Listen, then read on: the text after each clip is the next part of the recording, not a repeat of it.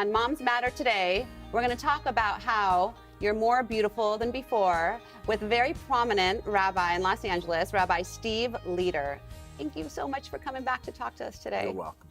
Always happy to be with you. I mean, we talked about the first time how to deal with pain and how to kind of be there, how to show up, and how important it is to do that. Right. But what if you're on the other side? What if you're the one who's causing the pain? Right. So this is something in the book that I think is very, very important and unusual. Look, I didn't create a genre here. There are a lot of books about pain and how to manage it, the pain of divorce, the pain of addiction, the pain of grief and loss, physical pain.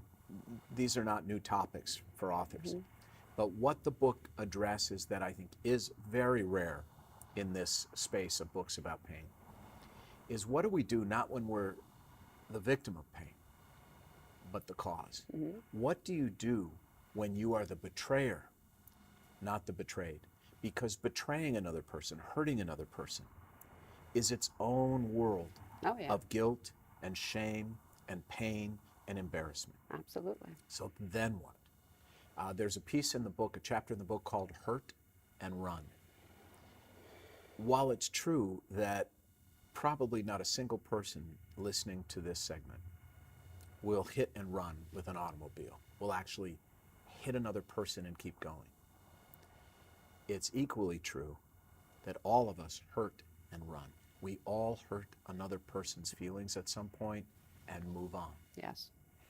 And it's the and move on part that doubles the pain of the victim.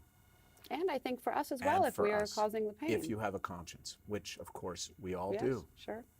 So what do you do? So I walk people through a 4-step process in the book that is more than 800 years old, was developed by the greatest rabbi of the Middle Ages, Moses Maimonides, known as the Rambam. And it applies Jews, Christians, Muslims, it works in all circumstances. So there's this 4-step process. The first thing is you stop whatever the painful behavior is that you're inflicting on another person. If you're a gambler, you stop. If you're an addict, you stop. If you're an abuser, you stop. If you gossip, you stop. If you hurt someone because you were texting and driving, you put that, phone in the glove compartment. Whatever it is, stop. Okay. The next thing you do is you confess the transgression out loud. You have to say it.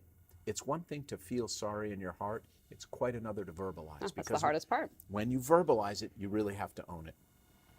This is, by the way, why AA meetings begin with, hello, my name is Steve and I'm an alcoholic. Verbalizing it is ownership. So first stop. Second, confess out loud to God and to the person you've hurt. Third, ask for forgiveness. And finally, come up with a system, a way, some scaffolding around your life that will prevent you from ever committing that same transgression again.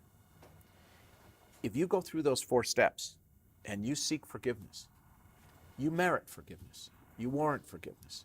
Now, I also talk in the book about the 3 most difficult words for a human being to say. Most people believe the 3 most difficult words to say are, I am sorry. They are not. Even more difficult than I'm sorry, because I'm sorry, any of us who are married know this.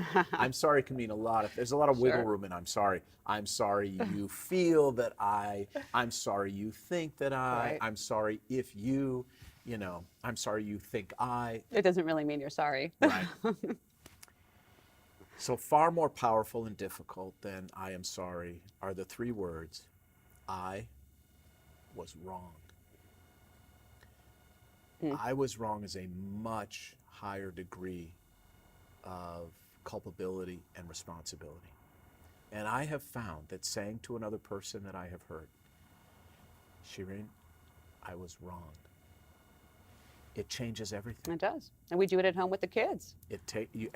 When a parent says it to a child, I was wrong, I made a mistake. Do you remember yesterday when I said this to you? I was wrong. It's very powerful. It will not cause your children, your spouse, your parents, your siblings to think less of you. No. Your colleagues at work will not think less of you. They will think more of you. Absolutely. And it completely changes the level of pain in the relationship. It takes the sting out.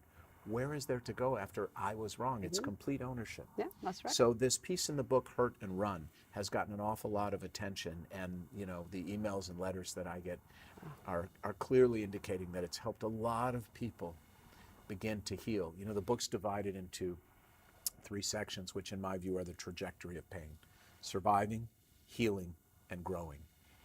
Healing begins the moment I was wrong is uttered. You're absolutely right. I mean, honestly, this is like a mini Bible for every single one of us. I cannot tell you how helpful it has been for me when I lost my grandfather last year, and I was in a lot of pain, and helping my mom through the pain, all of it. I mean, this is it's a go-to. You keep it on your nightstand, and when you forget, you flip through it. Yeah, so many people have told me, A, it's on their nightstand, or B, instead of sending flowers to people who are suffering, they send this book. 100%.